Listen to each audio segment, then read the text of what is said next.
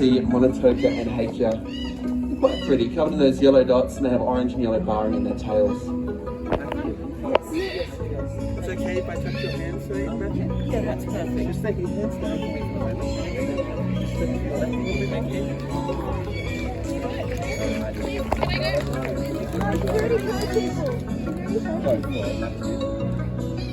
Nice job, Matthew. Well done. So, Monotoka and Hakea get their names from different types of trees you are going to find in red-tailed black cockatoo habitat. And it's a really nice reminder, Billy, that these animals have with the ecosystems they're a part of.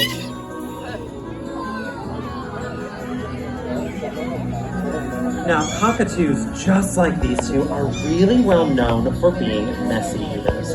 But what they're actually doing is spreading seeds around the landscape. It allows trees and other plants to grow and allows their own habitats to flourish.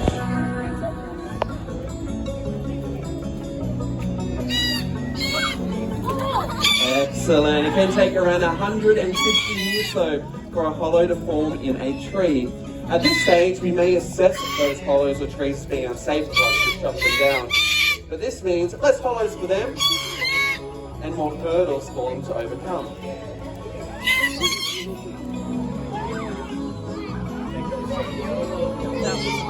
So if you'd like to help these guys out and provide habitat